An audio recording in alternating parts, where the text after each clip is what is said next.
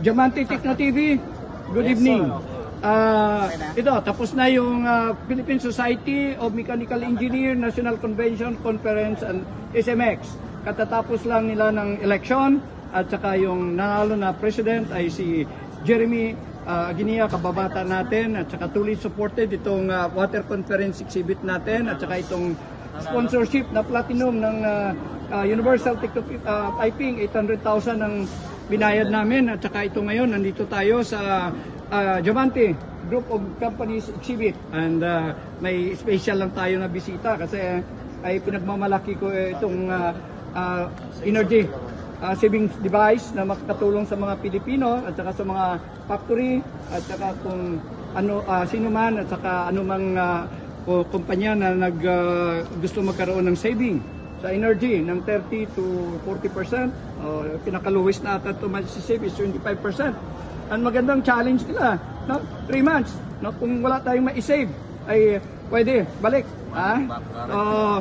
Again, proven and tested. No? Proven and tested to.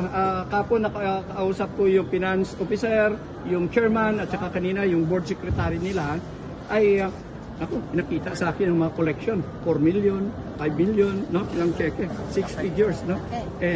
Nalulula ako kasi alam mo naman, ay yung ibang mga kumpanya ko, ay ano pa, bago pa, baka, ma-divert ba doon? Kasi, alam mo, pagka gano'n na, hindi lang product na nakakatulong sa Pilipino sa pag-save ng electricity nila, kailangan nang hanap buhay din ng Pilipino. So ito, lahat qualified to, maghanap buhay dito. Ito lang ang gusto kong pakilala, no?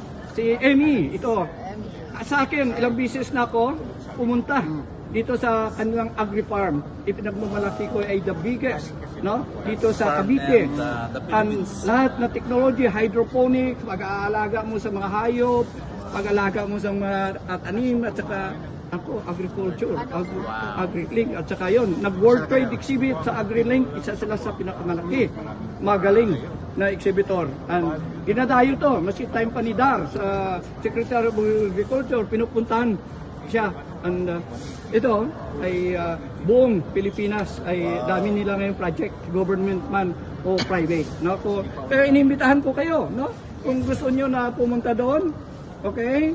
And makita may pabaon ng mga litos, no? At saka masarap. Pag pumunta yung yung brother-in-law ko si Roy, kasi magpinsan sila, napakarami ng pinapapadala. Kaya sabi ko, 1 week o 1 month. Sige, punta natin. Lahat na, no? Okay? So, yun.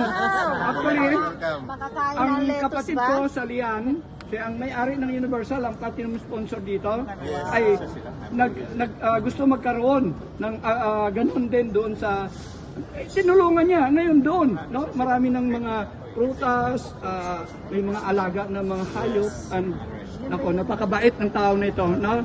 So, may interview ko lang. Okay? Sir Amy, magandang hapon. Salamat talaga, no, na nadalaw ka dito, no? Alam ko naman na baka magka-interest lang mga tauhan mo, Luzon, Visayas, Mindanao magbibenta, baka magbibenta nito. Pero bago sila makapagbenta, mabigyan ng opportunity ni Sir Amy, tingnan ko lang kung baka ma-apply sa sa planta nila. Very.